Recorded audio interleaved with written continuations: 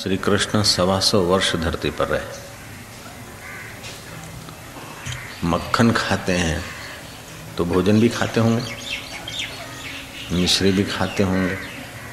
जब खाना पीना होता है तो छोटे में से बड़े भी होते हैं, युवान भी होते हैं, तो बूढ़े भी हुए होंगे।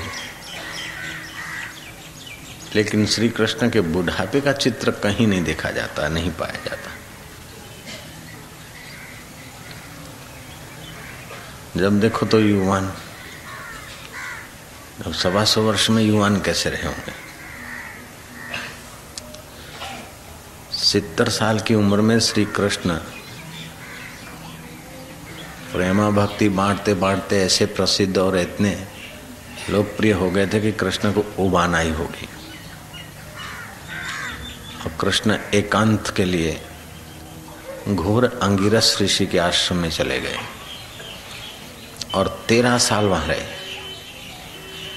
अपने शुद्ध बुद्ध शाश्वत स्वरूप के चिंतन में, और वहीं अज्ञात लोक संपर्क रहित। बाल्यकाल से लेकर 17 साल तक की उम्र तक तो जूझते रहे धनकासुर, बकासुर, पूतना और कंस से। कंस को आलिंगन करके पकड़ाता है, ऐसे गिराया, मतलब हार्डफेल करके भेज दिया उसको। पूतना को चूस चूस के भेज दिया। बकासुर और आघासुर की भी वो पैर पकड़ के घुमा घुमा के आघासुर को, गधे को तोड़, किसी के मुंह में, केशी दैत्य के मुंह में हाथ डालकर उसको मार दिया। हथियार नहीं उठाया 17 साल की उम्र तक।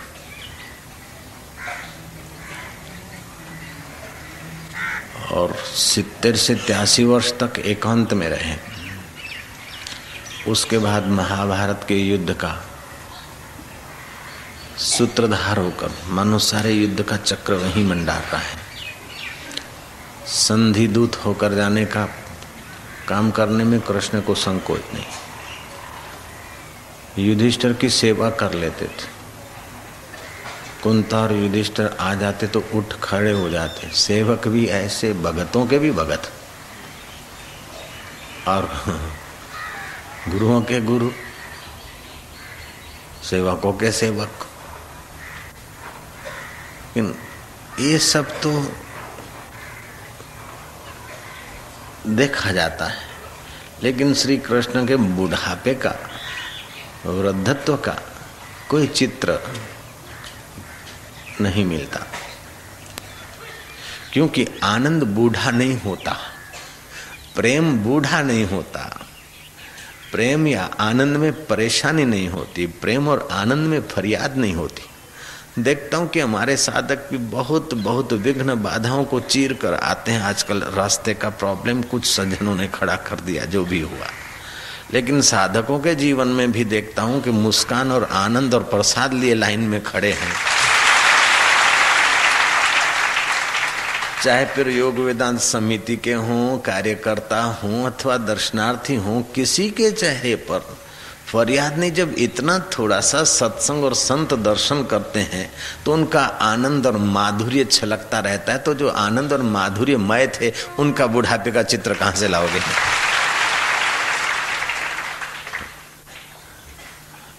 उनके चिंता युक्त चित्र कहां से लाओगे? उनका फरियाद युक्त चित्र कहां से लाओगे? भारतीय मनुष्यों ने बड़ा अद्भुत दृष्टिकोण दिया समाज को। जो व्यक्ति दिखता है, उसकी व्यक्ति की आकृति को व्यक्ति नहीं, व्यक्ति का व्यक्तित्व तो भीतर छुपा है अंतवाहक में। तो श्री कृष्ण का व्यक्तित्व है सच्चिदानंद स्वरूप, आनंद स्वरूप, मुक्त आत्मा। इसलिए वो बुढ़ापे का अथवा शरीर के ढलान का या उसका वर्णन या चित्र नहीं दिया। जब खाते हैं, पीते हैं, सोते हैं, जगते हैं तो बूढ़े भी होते हैं, लेकिन बुढ़ापे का चित्र नहीं।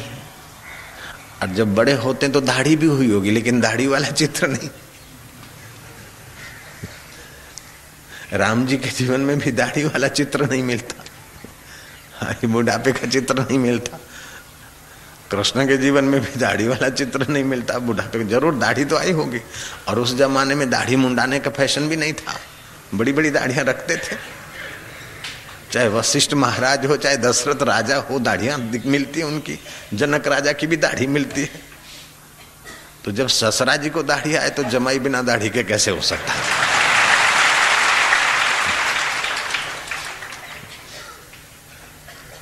लेकिन राम जी को कहीं दाढ़ी वाला फोटो देखा आपने? और दाढ़ी मुंडाने का फैशन नहीं था, और मुंडाते तभी भी वो चेहरा और बिना दाढ़ी के स्मूथ चेहरे में फर्क पड़ जाता है। रोज घिस घिस करके कितना खरबचड़ा हो जाता है इसके। हाँ, श्री कृष्ण का देखो चेहरा, राम जी का देखो तो नित्य युवा है। मानना पड़ेगा कि जो नित्य जीवन मुक्त है उनका अंतःकरण नित्य युवा है, नित्य आनंदमय है, नित्य सुखमय है। समाज और ईश्वर के बीच ऐसे जोड़ने वाले ईश्वर के अवतार अथवा ईश्वर को प्राप्त किए हुए महापुरुषों के, जीवन मुक्तों के अवतरण ये अद्भुत सुखदायी, शांतिदायी, माधुर्यदायी होते हैं। जीवन मुक्त पुरुष ये आध्यात्मिकता की आखिरी छोर पर पहुंचे हुए, फिर वो चाहे एकदम विरक्त भिखमंगे के वेश में रहते हों, कोपिन की भी परवाह न और कोपिन का भी पता न हो, शुकदेव जी महाराज के रूप में जीते हों, अथवा राजा जनक शाही ठाठ राजसी भोग विलास के बीच जीते हों। जैसे रामानुजाचार्य राजवी ठाठ से दबदबे से रहते थे, एकनाथ जी महाराज राजवी ठाठ से दबदबे से रहते थे। उनका जो झूला था एकनाथ जी का वो चांदी का था।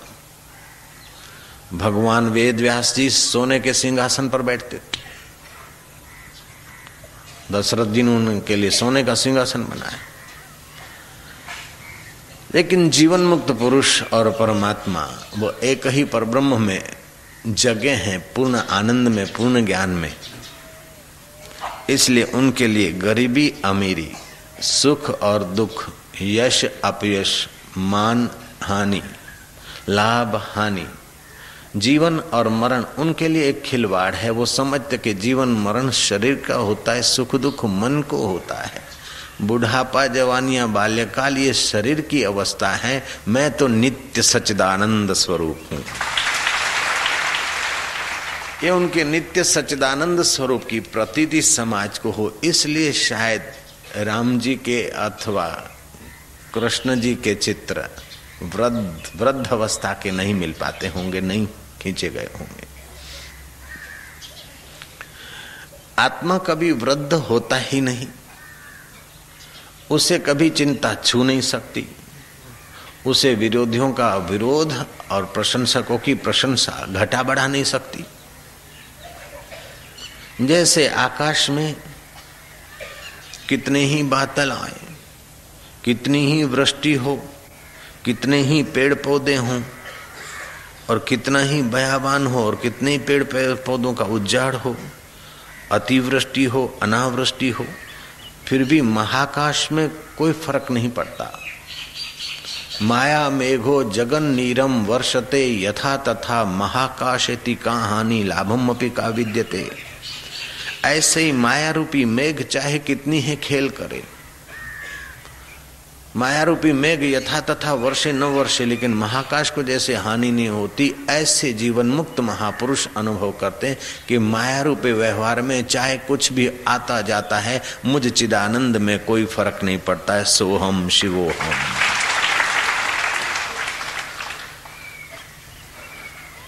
वे जीवन मुक्त महापुरुष का एक क्षण का सत्संग और दर्शन मनुष्य के लिए अद्भुत पुण्यदायी, शांतिदायी और ज्ञानदायी हो जाता है। उसने सारे तीर्थों में नहा लिया, उसने सारे यज्ञ कर लिए, सारे तप लिए, सारे पितरों को तर्पण कर दिया, जिसने एक क्षण भी उस सच्चिदानंद परमात्मा में गोता मारा, और ऐसा गोता मरवाने का सामर्थ्य ब्रह्मवेता महापुरुष ही तो रखते हैं। स्नातम तेन सर्व तीर्थम, शास्त्र कहता है स्नातम तेन सर्व तीर्थम, उसने सारे तीर्थों में स्नान कर लिया। दातम तेन सर्वदानम, कृतम तेन सर्व यज्ञम, उसने सारे दान दे दिए, सारे यज्ञ कर दिए। ये न क्षणम मन ब्रह्म विचारे स्थिरम कृत्वा, जो ब्रह्म विचार में ब्रह्म परमात्मा में मन को स्थिर करके बैठा है, उसके सारे पितरों का तर्पण हो गया, उसके सारे तीर्थ हो गए। फिर भी रामचंद्र जी अपने पिता का तर्पण करते, लोक संग्रह के लिए, लोगों के उद्धार के लिए लोगों को क्या करना चाहिए, तर्पण करते हैं, श्राद्ध करते हैं, यज्ञ करते हैं। हाय सीता सीते सीते सीते आसक्त पुरुष की नाई पत्नी के लिए चिल्लाते हैं, और प्रेमी भैया की नाई लक्ष्मण के लिए चिल्लाते हैं, भैया लक्ष्मण लक्ष्मण उठो न, मैं क्या मुंह ले जाऊंगा अयोध्या। मानो अयोध्या में उनको कोई मार डालेगा, ऐसा तो नहीं। लेकिन भाई को, बड़े भाई को छोटे के लिए कितना स्नेह होना चाहिए, और मर्यादा युक्त व्यवहार करके अपने आत्मा परमात्मा के सुख में कैसे पहुंचा जाए, ऐसा दर्शन ये राम जी के जीवन से मिलता है। और विघ्न बाधाओं में भी मुस्कुराते, आनंद बांटते और छिटकते हुए जीवन जिए, वो जीवन श्री कृष्ण के दर्शन से मिलता है। जीते जी मुक्ति का आनंद, जीते जी सब व्यवहार करते कराते निर्लेप नारायण के सुख का अनुभव कराने के लिए वो परात पर अज्ञात ब्रह्म, अव्यक्त ब्रह्म, जो वाणी का विषय नहीं वो वाणी का विषय बनकर, जो आंखों का विषय नहीं वो आंखों का विषय बनकर, जो विचार का विषय, जो दृश्य नहीं वो दृश्य बनकर प्रकट हुए हैं। कुछ लोग सोचते तो जो अज्ञात ब्रह्म है, निर्गुण निराकार है, अणु अणु में व्याप्त है, ऐसा भगवान ऐसा नन्हा मुन्ना होके कैसे हो जाएगा। तो भाई आत्मा भी तो वो जो निर्गुण निराकार है, तो ये जगत कैसे बन गया, और मनुष्य पशु पक्षी कैसे बन गए। जब निर्गुण निराकार की सत्ता से सगुण साकार पशु पक्षी बन सकते हैं, तो निर्गुण निराकार यशोदा का नन्हा या देवकी का नन्हा क्यों नहीं बन सकता। नन्हों को उठाना है तो नन्हा बन के ही उठाया जाता है, इतना तो मम्मी और पापा, डैडी और डेडा जानते हैं। हकीकत में तो नाम तो माता पिता होना चाहिए, लेकिन ये पाश्चात्य कचरा हमारे देश में जल्दी घुस जाता है। वहां की जो नीतिमत्ता है, जो सच्चाई है, वास्तव में तो वो नीतिमत्ता और सच्चाई हमारे देशों के दर्शन शास्त्रों का और मनुस्मृति का ही प्रसाद पहुंचा है। लेकिन वो व्यवहार की सच्चाई या तत्परता उन लोगों की नहीं लेते, लेकिन ड्रग्स उन लोगों के ले लेते हैं, सेक्सी जीवन उन लोगों का ले लेते हैं, हैशो हैशो वाला ले लेते हैं। वो लोग हमारे जीवन का अनुकरण करके शाकाहारी बन रहे हैं, ध्यान भजन करके ईश्वर के आत्मा के तरफ चल रहे हैं, और हम लोग वो जिन भौतिकता से और कचरे से उबे हैं उनका अनुकरण जल्दी कर लेते हैं। देर सबेर मनुष्य को ये समझना ही पड़ेगा कि कितना भी भोग विलास सुख सामग्री हो, लेकिन इस जीव को जब तक आत्मरामी महापुरुष नहीं मिलेंगे, इस जीव को जब तक जीवन मुक्त महापुरुष की उंगली पकड़ने का अवसर नहीं आएगा, तब तक चाहे कितना धन आ जाए, चाहे कितनी सत्ता आ जाए, चाहे कितना सौंदर्य आ जाए, लेकिन जब तक आत्म सौंदर्य जगाने वाले सत्पुरुषों का सानिध्य नहीं मिलेगा, आत्म सौंदर्य का अनुभव कराने वाले अनुभववान महापुरुष नहीं मिलेंगे, तब तक जीव भीतर से खोखला रहेगा, कंगाल रहेगा। हे सिगरेट तू सुख दे, हे वाइन तू सुख दे, हे डिस्को तू सुख दे, हे लेडी का हाड़ मास का शरीर तू सुख दे, हे लेडी के शरीर तू सुख दे, लेकिन सुख के बहाने बहाने एक दूसरे को नोच नोच कर जल्दी बूढ़े हो जाते, जल्दी खिन्न हो जाते, जल्दी अशांत हो जाते और जल्दी मौत के रास्ते लग पड़ते हैं। और मौत में भी अमरता का अनुभव कराने वाला कृष्ण दर्शन है, जो सदा मुस्कुराता हुआ है। मरण धर्मा देह में भी अमरता का आनंद देने का नाम कृष्ण दर्शन और कृष्ण प्रागट्य है। श्री कृष्ण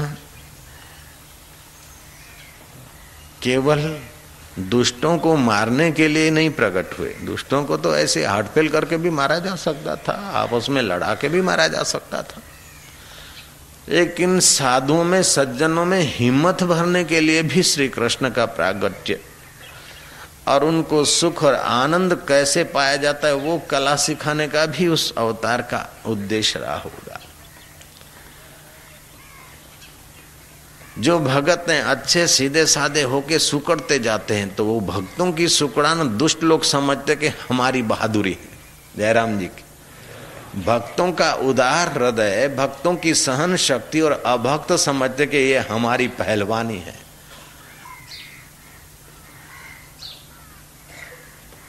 ग्वाल गोपो नंद बाबा और यशोदा की उदारता और सहन शक्ति को, वसुदेव देवकी की उदारता और सहन शक्ति को चाणूक मुष्टक और कंस अपनी पहलवानी मानते तो कृष्ण ने हंसते हंसते उनकी पहलवानी का दर्शन करा दिया। इंद्र कहता है कि इंद्र माना सत्ता का प्रतीक, हम ही सर्वोपरि हैं, हमारी ही पूजा होनी चाहिए, हम जो कहे वो सच्चा, हमें ही लोग माने, हमारा ही सिद्धांत चले। ऐसे इंद्र का जहां बोलबाला था वहां जाकर गोवर्धन की पूजा शुरू करा दी। ऐश्वर्य की और सत्ता की गुलामी नहीं, लेकिन जो परिश्रम करके प्रेम से जीते हैं उनका जय जयकार करा दिया कृष्ण ने। तो जो सज्जन लोग है, अच्छे लोग है, वो ऐश्वर्य के आगे सुकड़ जाते या तो सत्ता के आगे सुकड़ जाते हैं। ये सुकड़ान मिटाने का भी उनका बड़ा दैवी कार्य रहा श्री कृष्ण का। सुकड़ना किस बात का, डरना किस बात का? भय जैसा दुनिया में और कोई पाप नहीं है, सारे पाप भय से पैदा होते हैं। निर्भय जपो सकल भव मिटे, संत कृपाते प्राणी छूटे। मृत्यु के भय से तो मर जाना अच्छा है। निंदा के झूठ मूठ में निंदा होगी, अरे निंदनीय काम नहीं करते तो बस फिक्र मत करो, फिर निंदा हो तो तुम डरते क्यों? लांछन तो श्री कृष्ण को लगाने वालों ने लगाए, तुमको थोड़ा लगा दिया तो तुम अपनी हिम्मत से लांछन को झाड़ के फेंक दो।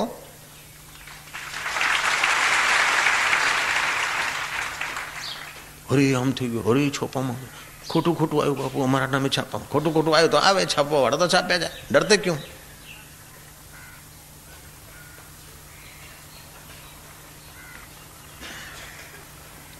जिसका जैसा स्वभाव, जिसका जैसा विषय वो करता है। तो तुम्हारा स्वभाव आनंद में रहने का, निर्भीक रहना है, तो फिर आत्म मस्ती में रहने के स्वभाव के रास्ते चलो। जो भगत और सज्जन लोग हैं वे डर और सुकड़ान के कारण दूसरे लोगों में हौसला बुलंद कर देते और इसीलिए समाज सुकड़ता जा रहा है, शोषित हुआ जा रहा है। सज्जनों को सुकड़ना और डरना नहीं चाहिए। मेरे पास कई ऐसे नेता आते, चाहे मध्य प्रदेश हो, चाहे कहीं हो, कहीं ऋषिकेश हो, कई नेता आते। बापू अब मैं राजकारण से रिजाइन देता हूं। मैं क्या? नहीं। बोले बापू बहुत डर्टी राजनीति हो गई। मैं क्या? फिर भी तुम रहो। अगर अच्छे आदमी डर्टीनेस देखकर किनारा कर लेंगे तो बुरे आदमी और बढ़ जाएंगे और समाज का ज्यादा शोषण होगा। इसलिए अच्छे आदमी को हिम्मत करके जाना चाहिए और रहना चाहिए।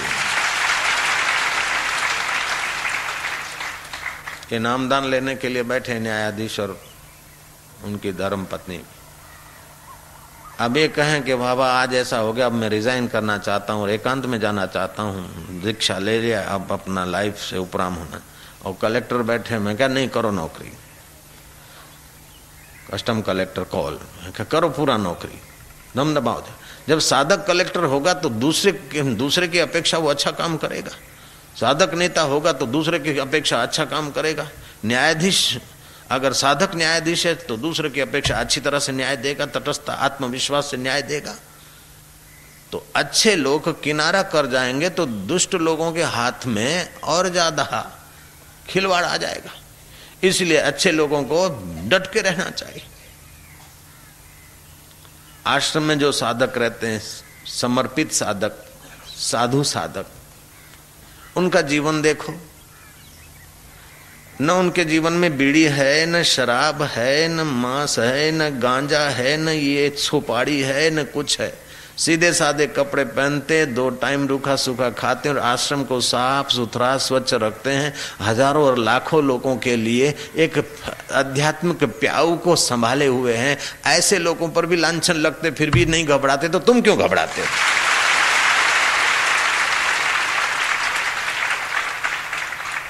मैंने कई साधुओं को देखा है, साधुओं के पास जो समर्पित शिष्य हैं वो गादियों पे बैठते हैं पास में, और समाज के लोग गुरु को प्रणाम करते, ऐसे उनको भी प्रणाम करते, उनके आगे दक्षिणा धरते, उनको मत्था टेकते। लेकिन मेरे साधकों को मैंने तो पुजवाने के रास्ते अभी लगाया ही नहीं है। भाई सेवा करो, बाकी का फल ईश्वर देगा। हरि ओम ओम ओम, हरि ओम ओम ओम ओम, हरि ओम हरि ओम हरि ओम हरि ओम, हरि ओम हरि ओम हरि ओम।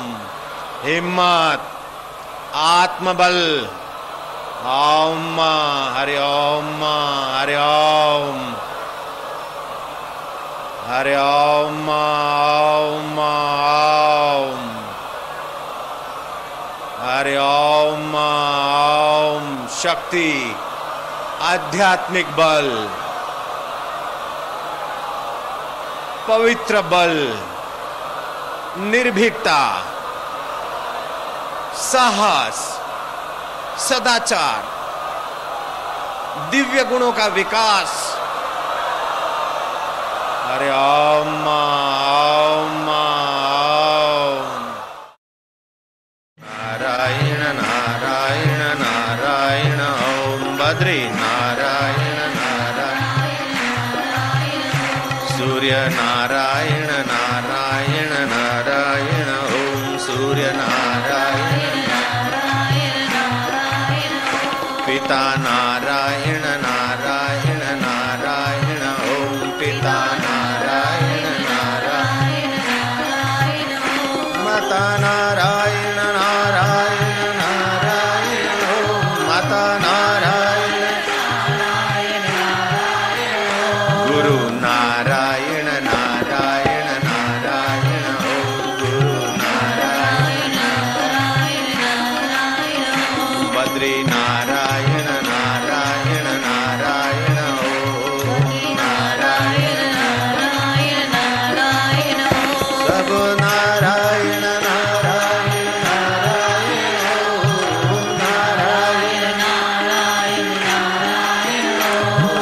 नारायण नारायण नारायण ओम। नारायण नारायण नारायण ओम।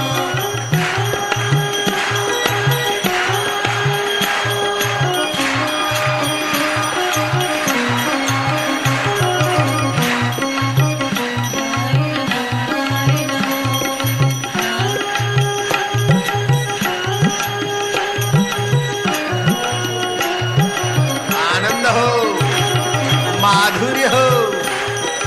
नंद घेर आनंद भयो तो तुम्हारे घर भी आनंद है।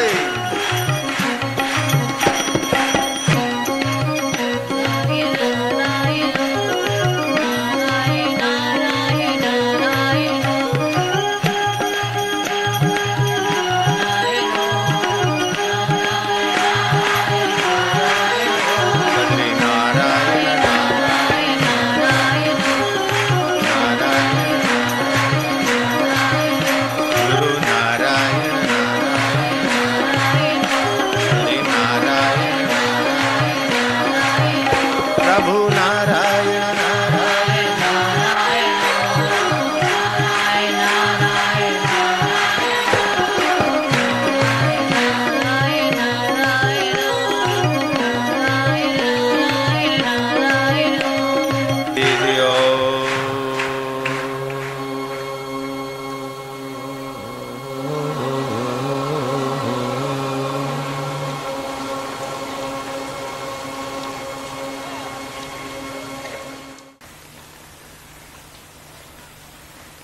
पिता को नारायण, माता को नारायण, सूर्य को नारायण,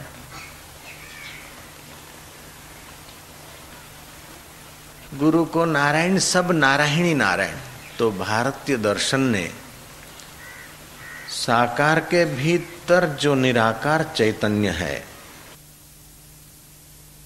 दिखने वाले के पीछे जो दिखता नहीं है और जो सब कुछ है, जो दिखता है वो सब कुछ नहीं है, जिससे दिखता है वो सब कुछ है। शरीर दिख रहा है लेकिन जिससे दिखता है उसका संबंध टूटने के बाद शरीर को जला दिया जाता है। विचार कहां से उठता है, सुख कहां से आता है, ये चेहरे पे मुस्कान किसकी है? जो नहीं दिखता है उस आनंद कंद सच्चिदानंद की मुस्कान है। दिखने वाला मिटने वाला है लेकिन न दिखने वाला अमिट है, और जो अमिट है सो आत्मा है, और जो आत्मा है वो नर नारी का अयन है, वही नारायण सच्चिदानंद है। इंद्रियों के साथ वस्तुओं से संबंध जोड़कर उनमें सुखी होने की जो भावना है, उसी अज्ञान से ये जीव बेचारा दुख, परेशानी, कलह और जन्म मरण का भागी बन जाता है। अगर जिस नर नारी के अंतःकरण में जिस नारायण की चैतन्य की सत्ता से फुरना उठता, वही फुरना वहीं घुमाने की कला सिखाने वाला कोई जीवन मुक्त महापुरुष, संत, सदगुरु मंत्र दीक्षा शिक्षा दे दे, तो वह जीव धीरे धीरे पुरानी गलतियां, जन्म जन्मांतर की विषय वासना की गलतियों से धीरे धीरे अपना पिंड छुड़ाकर शुद्ध बुद्ध चैतन्य नारायण का साक्षात्कार करके नारायण रूप हो जाता है, भगवत स्वरूप बन जाता है। क्योंकि वास्तव में उसकी चेतना, उसका पूर्णा भगवान से है। वास्तव में वो शरीर नहीं है, वास्तव में वो चैतन्य है। कबीर जी ने कहा, मीन सुखी जहां नीर अगाधा। मछली वहां सुखी है जहां अगाध नीर है। बरसात पड़ती है, नदियों का पूर भरा पानी जाता है तो दरिया की मछली समझती है जहां से पानी आ रहा है वहीं कुछ बचा होगा, ज्यादा होगा। दरियाई मछलियां नदी के तरफ चलती और नदी की मछलियां आगे और चलती, छोटे छोटे नालों में जा पहुंचती। नाले वाली मछलियां जहां नालियों में पूर का पानी आ रहा है वहां जाती। जब अतिवृष्टि अथवा विशेष वृष्टि शांत हो जाती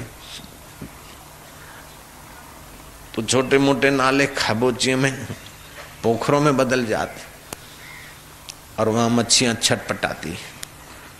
ऐसे ही चैतन्य दरिया से जीने की इच्छा वाले अंतःकरण विशिष्ट में आया, जीव बना, फिर बुद्धि में आया, मन में आया, इंद्रियों में आया, फिर वस्तुओं में आया।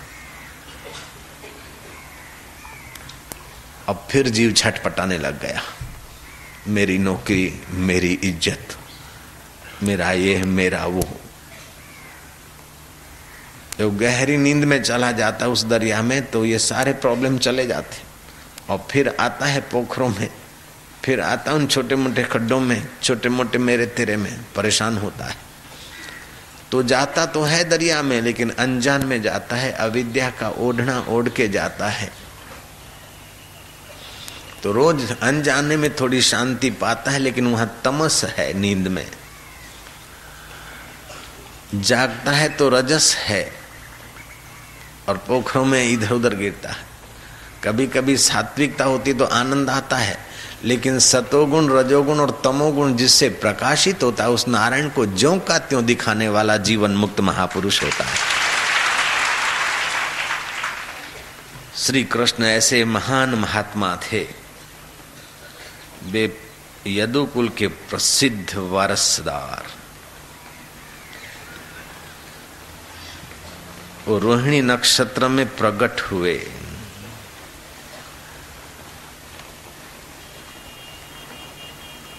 रात्रि के तारे टिमटिमा रहे हैं और कमल उस समय खिले जा रहे। जहां वास्तविक प्रकाश आना होता है वहां प्रकृति भी अपना सौंदर्य और सौरभ दिखा देती है। जैसे कोई बड़ा नेता आ जाता है, प्राइम मिनिस्टर या राष्ट्रपति, तो नगर पालिकाएं अपना कुछ दिखाती है, साफ सफाई। ऐसे ही जहाँ चैतन्य आ जाता है, जहाँ कृष्ण या तो कृष्ण तत्व को साक्षात्कार के महापुरुष आ जाते हैं, तो वहाँ प्रकृति का रौनक भी आ जाता है, वातावरण में माधुर्य और मंगलता भी आ जाती है, खुशियाँ आ जाती है। मैंने सुना है कि महावीर के शिष्य कहा करते थे कि महावीर इस समय अमुक जगह पर हमारे आश्रम में हैं कि नहीं, हम यहाँ बैठे बैठे बता सकते।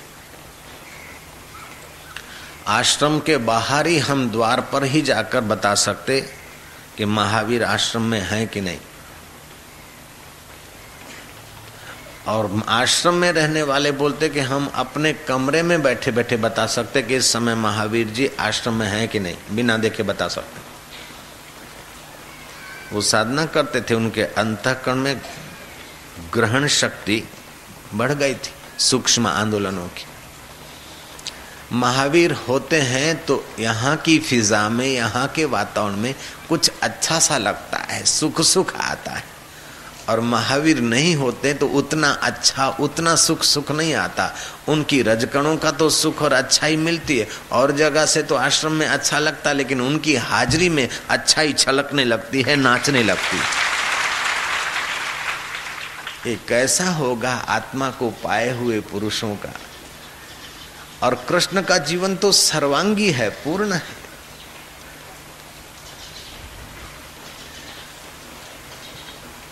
महावीर आत्मविश्रांति पाए हैं, धन्य है। लेकिन महावीर जी को कह दो कि चलो युद्ध के मैदान में रथ पकड़ो, जरा बागडोर, बोलेंगे नहीं, अहिंसा परमो धर्म। कबीर को कहेंगे कि चलो गोपियों के बीच नाचो, बोले पंडित बदमाश हैं, कुप्रचार करेंगे, शांति रखो। और किसी को कह दो, लेकिन कृष्ण का तो इतना बहुआयामी जीवन है, सर्व रूप में पूर्ण जीवन है कि नन्हे मुन्ने होकर मक्खन चुराने के लिए भी उनको संकोच नहीं, क्योंकि वो चोरी नहीं है। मक्खन के बहाने ग्वाल गोपियों का चित्त चुराकर चित्त में चैतन्य के, नारायण के प्रसाद को भर रहे। और अर्जुन के सारथी होकर अर्जुन का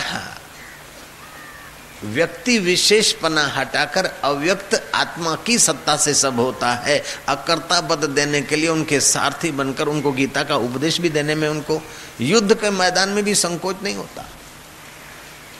हकीकत में योग होता है गिरी गुफा में, और धर्म संपादन होता है यज्ञ वेदी पे अथवा मंदिर में। और महाराज तत्व ज्ञान मिलता है गुरु के आश्रम में, सेवा करो, चरणों में रहो, फिर गुरु जी उपदेश दे और धीरे धीरे उसका अभ्यास करो तब। लेकिन कृष्ण ने कमाल कर दिया, जो तत्व ज्ञान ऋषि के आश्रम में मिलता है वो युद्ध के मैदान में दे दिया। जो योग गिरी गुफा और समाधि में होता है वो दोनों तरफ सेनाएं खड़ी, घोड़े हिंगार रहे हैं, हाथी चिंगाड़ रहे हैं और मल है रोष से भरे हुए, और कृष्ण गीता गाए जा रहे हैं। कितनी तृप्ति है, कितनी शांति है, कितना माधुर्य है जीवन में। जिसके भीतर इतनी शांति, इतना माधुर्य है, उसका चित्र बुढ़ापे का कैसे चित्रकार बनाएगा भैया, जरा सोचो। नहीं तो 125 वर्ष के होंगे, जरूर बूढ़े भी हुए होंगे। जब बच्चों में से जवान हुए तो फिर जवान में से बूढ़े भी हुए होंगे। लेकिन श्री कृष्ण के बुढ़ापे का चित्र नहीं मिलता है। आनंद कभी बूढ़ा नहीं होता है, आत्मा कभी बूढ़ा नहीं होता है, वो तो नित्य नवीन रस से नाचता थिन गिनाता होता है। ऐ साधक, तो उन फकीरों की, उन जीवन मुक्त महापुरुषों की बात समझ ले। मुस्कुरा के गम का जहर जिनको पीना आ गया, ये हकीकत है कि जहां में उनको जीना आ गया। ऐसा नहीं कि तुम्हारे जीवन में इसने प्रॉब्लम किया, इसने लांछन लगाया, ये विघ्न हुआ, ये बाधा हुआ। अरे तुम्हारे हमारे जीवन में तो कोई विघ्न बाधा की माना ही नहीं। कृष्ण के जीवन में तो विघ्न की भरमार थी, बाधा ही बाधा। कृष्ण जिसके घर अवतरित होने वाले हैं उस वसुदेव देवकी को माँ बाप को जेल में जाना पड़ा है। इतना विघ्न बाधा से भरपूर जीवन आ रहा है। जितना विघ्न बाधा भरपूर है एक तरफ, उतना ही आनंद और शांति और माधुर्य भी भरपूर है एक तरफ। जहां जन्म हुआ है, प्रकट हुआ है, जन्मते ही माँ बाप छोड़ने पड़े और पराये घर जाना पड़ा। और पराये घर भी वसुदेव सुलाकर आ गए हैं। यशोदा जी सोई है और वसुदेव जी उनको वहां रखकर माया लेकर आए और वहां कृष्ण रोते हैं। मैं गोकुल में आया हूं और गोकुलवासी सो रहे। गो माना इंद्रियां, जो इंद्रियों से दिखने लग जाए ऐसा निर्गुण निराकार साकार होकर आया हूं और ये मैया सो रही। कृष्ण रोए हैं। रोकर भी अगर कोई जगता है और रोकर भी कोई आनंद को देख लेता है तो कृष्ण बोलता मुझे रोने में भी कोई प्रॉब्लम नहीं है। और मक्खन चुराने से भी कईयों का दिल चुराया जा सकता और दिल में दिल भर भरा जा सकता, तो मुझे मक्खन चोर नाम रखने में भी कोई प्रॉब्लम नहीं। मैं जो हूं वो मैं जानता हूं। छठा दिन हुआ न हुआ और पूतना आई स्तनों में विष भर के। तुम्हारे लिए तो कोई पूतना नहीं आई होगी छठे दिन भैया। फिर देहनकासुर आया, कोई राक्षस गधे का रूप लेके आया, तो कोई बक का रूप ले आया, तो कोई गुफा बन गया, तो कोई कुछ बन गया, केशी घोड़ा बनकर आया। 17 साल की उम्र तक स्कूल में गुरुकुल में जाने का अवसर नहीं मिला। इतना प्रॉब्लमों के बीच जूझते रहे। 17 साल की वय हुई तब श्री कृष्ण कंस को पहुंचाने के बाद सांदीपक गुरु के आश्रम में गए और गृहस्थी गुरुदेव की ऐसी सेवा किया है कि वन में जाते लकड़ियां चुनने के लिए गुरु भाइयों को अनुकूल होते हैं। गुरु भाइयों को स्नेह और सदाचार के साथ साथ पुरुषार्थ और सेवा का सद्गुण भी सीखते हैं। और 64 दिन में 64 कलाएं सीख लिए। पशु पक्षी की भाषा उच्चारना भी ये एक कला सीख लिए। वो 64 कलाओं का भी वर्णन आता है जो आपके व्यवहार में आपके पास भी 10, 20, 50, 25, 40, 30 होगी कलाएं, लेकिन वो एक दिन में स्मृति भी ऐसी, मुस्कान भी ऐसी, क्षमता भी ऐसी और विघ्न भी ऐसे। चैतन्य के आगे संसार की कोई चीज इतनी बड़ी नहीं है जितना तुम्हारा नर नारी में रहने वाला चैतन्य बड़ा है। हे इंसान, तेरा वास्तविक स्वरूप चैतन्य है, इसलिए अपने आप को तू जरा देख, अपने आप का तू आदर कर, अपने आप का तू कदर कर और अपने आप के साथ तू धोखा मत कर। तू बड़ा नहीं, तू छोटा नहीं है। फूल तेरे लिए, तू फूलों के लिए नहीं है। मकान तेरे लिए है, तू मकान के लिए नहीं है। शरीर तेरे लिए है, तू शरीर के लिए नहीं है। जहां तेरे लिए है, तू जहां के लिए नहीं। जहां बन बन के मिट जाते हैं लेकिन तू नहीं मिटता। उस आत्मा की तू याद कर, ख्याल कर। अरे नौकरी चले जाएगी तो, अरे रोटी नहीं मिलेगी तो, अरे ये हो जाएगा। अरे वो जहर लेके आई तभी भी मुस्कुरा रहा है तुम्हारा इष्ट देव, तो तुम्हारे जीवन में क्या प्रॉब्लम है? मीरा की मुसीबतों के आगे तुम्हारी मुसीबत क्या है?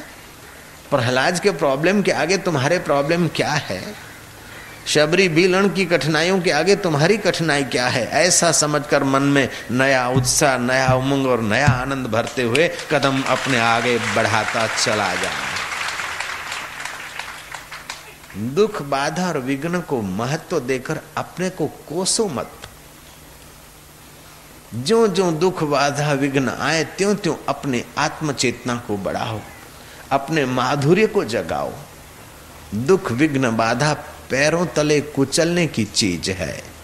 सुख और प्रेम और आनंद बांटने की चीज है और नारायण अथवा आत्मा पाने की चीज है, परमात्मा के साथ एकत्व करने की चीज। ये सिद्धांत आध्यात्मिकता की पराकाष्ठा पे पहुंचे हुए जीवन मुक्त महापुरुष के चरणों में बैठकर ही समझे जाते हैं और उन्हीं के सानिध्य से, सत्संग से इन सिद्धांतों का आस्वादन लेकर मर शरीर में अमरता का अनुभव किया जा सकता है। नश्वर में शाश्वत के गीत गूंजाए जा सकते हैं। अनित्य में नित्य का अनुभव करने का ये अवसर बड़े भाग्यशाली व्यक्ति को मिलता है। स्वल्प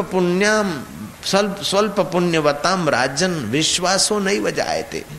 जिसके ओछे पुण्य है उसको जीवन मुक्त संत महापुरुष में विश्वास ही नहीं होगा भागे को। तुलसी पूर्व के पाप से हरि चर्चा न सुहाए। जैसे ज्वर के जोर से भूख विदा हो जाए, पूर्व के पाप से हरि चर्चा अच्छी नहीं लगेगी। जैसे बुखार के जोर से भूख चली जाती है, ऐसे पाप के प्रभाव से आध्यात्मिक जिज्ञासा गायब हो जाती है। भगवान और संत में श्रद्धा गायब हो जाती है। अगर जीवन से श्रद्धा निकाल दिया जाए और सत्संग और संत सानिध्य निकाल दिया जाए तो मनुष्य जीवन, आज का जीवन तो पशु से भी बदतर है। पशु को बेटे बेटी के शादी विवाह की चिंता नहीं होती, बदली की चिंता नहीं होती, ट्रांसपोर्ट की चिंता नहीं होती, महंगाई की चिंता नहीं होती, इनकम टैक्स की चिंता नहीं होती, सेल टैक्स की चिंता नहीं होती, सरचार्ज की चिंता नहीं होती, जाति बाहर निकल जाएंगे या कोई क्या कहेगा, अखबार में क्या आएगा, उसकी चिंता नहीं होती। मनुष्य तो ये सारे झमेले में जी रहा, तो पशु से भी बदतर जीवन है। फिर भी नहीं मनुष्य जीवन श्रेष्ठ है, क्योंकि वो श्रद्धा और सत्संग का सहारा लेकर नारायण का साक्षात्कार कर सकता है, पशु नहीं कर सकता। सुकरात बड़े विचारक हो गए यूरोप में, चिंतनशील व्यक्ति थे, बड़े विचार में रहते थे। साथियों ने देखा कि जब देखो विचार कर रहे, सिर पर हाथ है, आकाश की ओर देख रहे हैं, धरती की ओर देख रहे हैं। सांप ने मेढक को पकड़ा है, 2 घड़ी पहले मेढक कूद रहा है, अभी सांप के मुंह में, सांप के ऊपर पर वो भटका, बिल्ली ने चूहा पकड़ा। ये सब संसार दुखालय है। आखिर ये प्रकृति की क्या लीला है। सुख की लालच में मछली जाती है और छटपटा के मर जाती है। जो फूल खिला है वो झड़ जाता है, जो पैदा हुआ वो मर जाता है। अमीर अमीरी छोड़कर मर जाते हैं, उनकी हड्डियां शमशान में। गरीब भी देखो ये हो जाता है। संसार में कोई सार नहीं। आखिर ये सब क्या है? दुख ही दुख तो भरा है। तो ऐसा चिंतन करते करते बड़े विचार से विवेकी आदमी थे, थोड़े खोए रहते थे। एक बार साथियों के साथ कहीं जाते थे, रास्ते में नाली में सुअर अपनी मिसेस सुअर के साथ और बेबीज और बॉयज के साथ, सुअर अपने परिवार के साथ नाली में लेटा था। और बड़ा साहब को सोफा पे जितना मजा आता है उससे ज्यादा सुअर को नाली में मजा आता है। और सुअर को अगर सोफा पे रख दो तो परेशान हो जाएगा, और साहब को नाली में रख दो तो परेशान होगा। क्योंकि अपने अपने शरीर के अनुकूल तो सबको भोग में मजा आता है। उकरड़े के जंतु को उकरने में जो मजा आता है वो आपके एसी में उसको मजा नहीं आएगा। तो सुअर अपना परिवार के साथ निश्चिंत, खाना पीना तो मुफ्त में, पैसा रखना नहीं, चौपड़ा बनाना नहीं, टैक्स भरना नहीं, उनको जो चाहिए वो तो ऐसे ही मिल रहा है। और लेटने के लिए भी गादी गद्दे भी क्या साफ करो धो, उनको तो कुछ धोना ही नहीं पड़ता है। ऐसी जगह उनको जीते हैं। सर्फ का भाव बढ़ जाए चाहे घट जाए उनको कभी टेंशन नहीं होता। विम की जरूरत नहीं पड़ती क्योंकि बर्तन की जरूरत ही नहीं है उनको। कितना जीवन सहज जीवन है। फिर भी सहज जीवन के साथ साथ अज्ञान भी भारो भार है। साथियों ने कहा कि सुकरात, तुम चिंतित सुकरात होने के बजाय निश्चिंत सुअर हो जाते तो कितना सुख मिलता। सुकरात ने बहुत सुंदर जवाब दिया। सुकरात बोलते, बेवकूफी की निश्चिंतता से विचारवान चिंतक चिंतित अच्छा है, क्योंकि वो परम तत्व को पा सकता है। और सुकरात ने प्रयत्न किया, वेदांत दर्शन की शरण ली, योग की शरण ली और आत्म परमात्मा का रस पाया उन्होंने। और वे बड़े महात्मा हो गए और उनके कई लोग हो गए मानने पूजने वाले। भाग्यशाली लोग ही तो सच्चे संत को पहचान पाते, पूजा कर पाते। निग्र और निष्ठुर लोग तो संत में भी, जैसे मूर्ख आदमी तो चांद में भी काली माँ देख लेता है, ऐसे पापी तो संत में भी दोष देख लेगा, और धर्मात्मा तो सज्जन आदमी तो महाराज कुत्ते में भी भगवान को देख लेता है। नामदेव ने कुत्ते में दृढ़ भावना की तो कुत्ते के मुख से नामदेव को भगवान का दीदार हुआ है। और कुछ ऐसे लोग हैं कि महापुरुष में भी भगवान नहीं देख पाते, तो क्या करे महापुरुष भी बेचारे।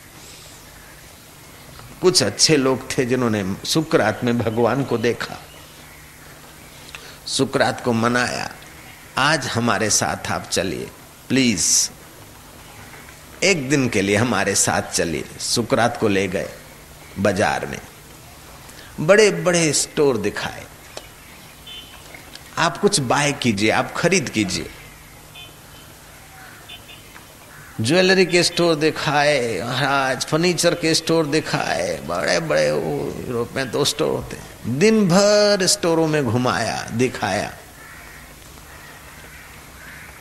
सांझ पड़ी, देखा कि सुकरात ने कुछ नहीं खरीदा। आखिर अच्छे से अच्छे स्टोर में ले जाएं और भी कुछ डॉलर दिखाए, जितने भी चाहिए पाउंड डॉलर हम खर्चेंगे, यू कैन बाय एनीथिंग। जब आखिरी स्टोर से निकले तो सुकरात खूब नाचे सड़क पर। देखा ये क्या हो गया, ये पागलपन तो नहीं हो गया? दिन भर घूमे, कुछ खरीदा नहीं और अभी बड़ी मस्ती से नाच रहे। नाचने का कारण पूछा, सुकरात कहते कि तुम कमा कर, रख कर, संभाल कर उन पैसों से जो चीजें लाते हो, और वो चीजें घर में इतनी भरते हो, फर्नीचर, सोफा, ये कि घर गोदाम हो जाता है।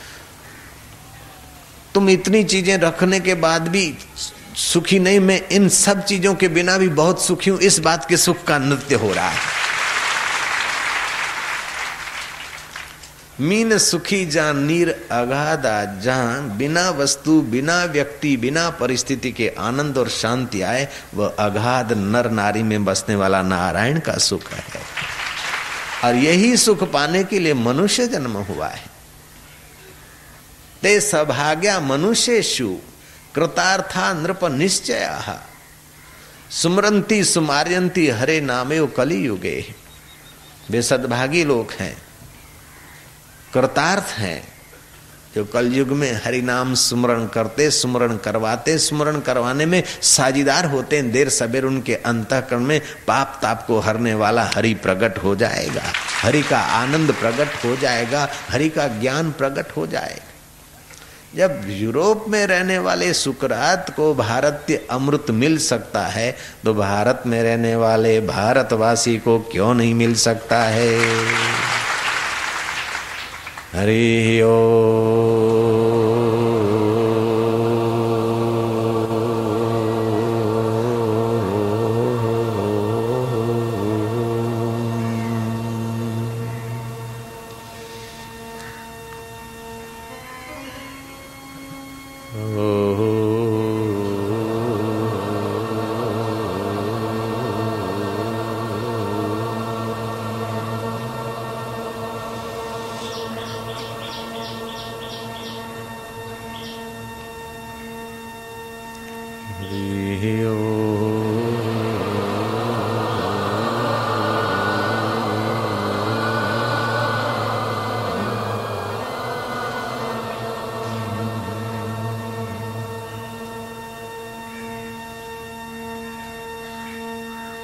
भयनाशन दुर्मति हरण, भयनाशन कली में हरि को नाम, निश दिन साधक जो जपे, निश दिन साधक जो जपे, सफल होवई सब काम, सफल होवई सब काम। हरि हो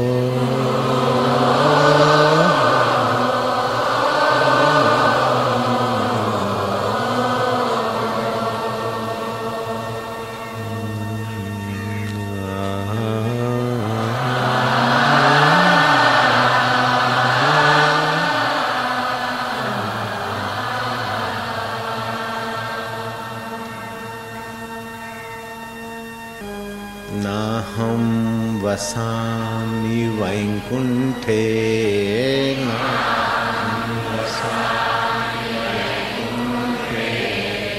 योगिनां हृदयेन वै मद्भक्ता यत्र गायन्ति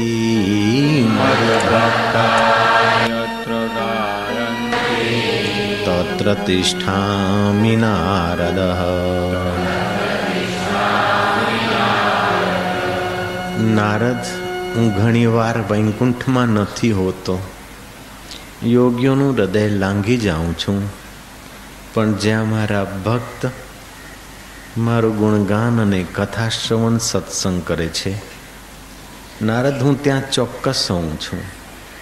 नारद, मैं कभी वैकुंठ में नहीं होता हूँ, योगियों का हृदय लांघ जाता हूँ, लेकिन जहाँ मेरे संत और भक्त होते हैं वहाँ मैं हर दिल में ज्ञान रूप से, प्रेम रूप से, आनंद रूप से अवश्य प्रकट रहता हूँ। नारद, मैं गोलोक में न मिलूं, साकेत लोक में न मिलूं, तो तू मुझे सत्संग सभा में जरूर मिल सकता है, मैं वहां तो नित्य निवास करता हूँ।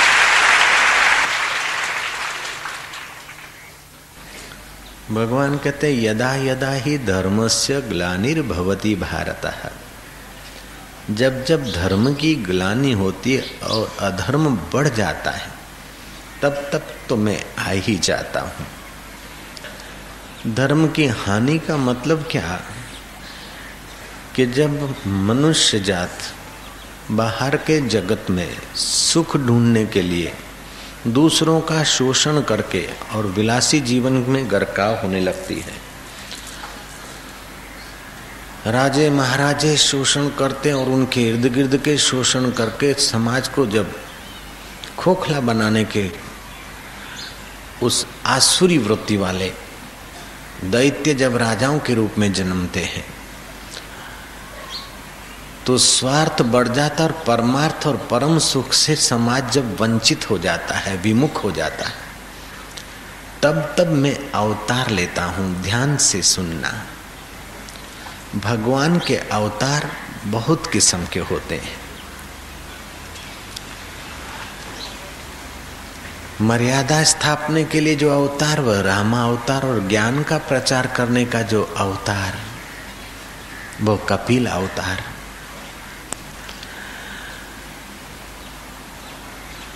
प्रवेश अवतार, जैसे बर्तन में पानी रखो और अग्नि पे रखो तो अग्नि की गर्मी पानी में प्रविष्ट हो गई, ऐसे ही कभी कभी किसी जरूरत पड़ने पर कहीं भगवान की उस विशेषता का प्रवेश अवतार होता है, कहीं आवेश अवतार होता है। जैसे प्रहलाद को सताया गया था और भगवान से सहा नहीं गया और भगवान ने नरसिंह रूप धारण किया, ये आवेश अवतार है। द्रौपदी की लाज लूटी जा रही थी भर सभा में, द्रौपदी ने संगी साथी अपने कहलाने वालों की तरफ देखा, लेकिन उनके हाथ बंधे थे। आखिर द्रौपदी अंतर्यामी परमात्मा में गोता मार के द्वारकाधीश बोलती है, तो साड़ियों में उस चैतन्य ने प्रवेश किया, साड़ी अवतार। दुशासन खींचता खींचता थक जाता है, हाथियों का बल रखने वाला दुशासन खींचता खींचता थक जाता है, आखिर बकता है, नारी है कि साड़ी है, नारी है कि साड़ी है, तेरा बाप प्रवेश अवतार है। आवेश अवतार, प्रवेश अवतार, प्रेरक अवतार, अंतर्यामी अवतार, साक्षी अवतार, ऐसे भगवान के कई अवतार होते हैं।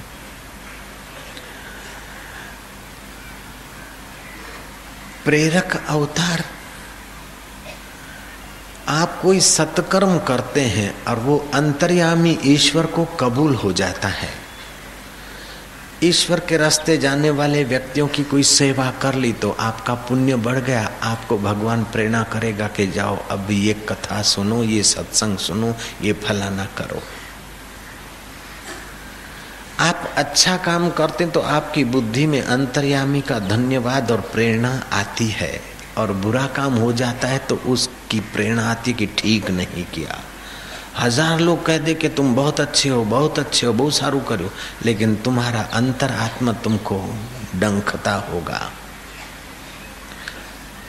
मनु महाराज कहते हैं कि कर्म वही करो जिस कर्म से तुम्हारा अंतर आत्मा, शास्त्र और संत तीनों तुमको प्रसन्न दिखे, तो वो तुम्हारा ईश्वर प्रसन्नता का, संत प्रसन्नता का, शास्त्र प्रसन्नता का सुकृत्य है, वह तुमको उत्तम गति देगा।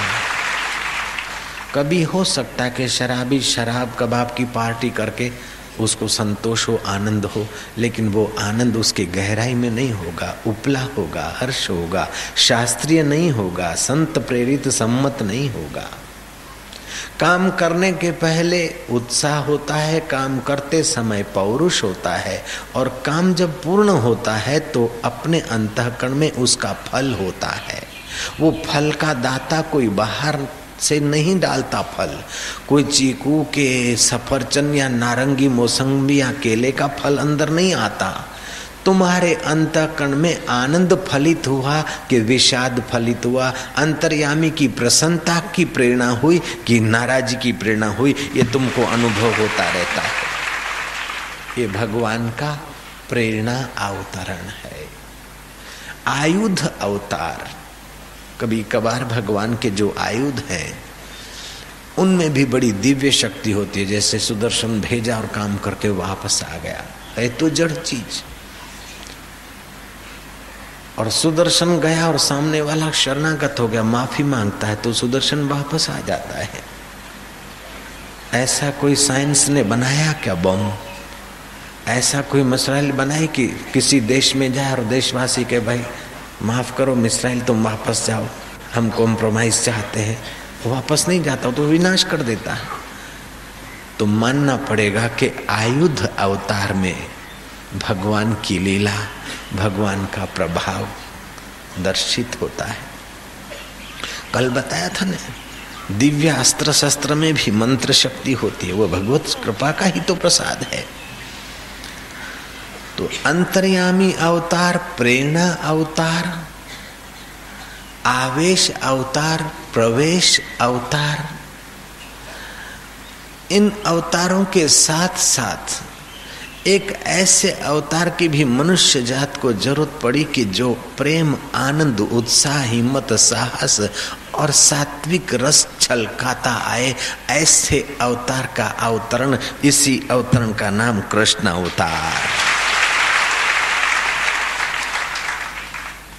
कर्षति आकर्षति इति कृष्ण, जो कर्षित कर दे, आकर्षित कर दे, आनंदित कर दे, उसका नाम कृष्ण। ये कृष्ण अवतार रसमय अवतार है, आनंदमय अवतार है, ज्ञानमय, प्रेममय अवतार है। ये 16 कला संपन्न अवतार है। राम जी के अवतार के लिए 12 कला कही जाती है, और कृष्ण अवतार में भगवान की वो 16 कलाएं विकसित, भागवतीय 16 कलाएं।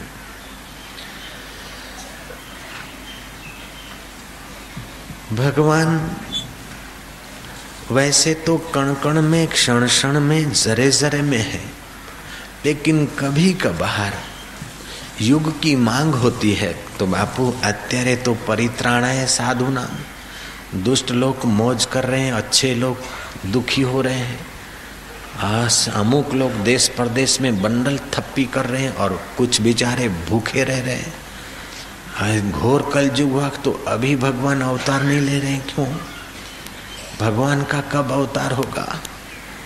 बोले भाई भगवान का अवतार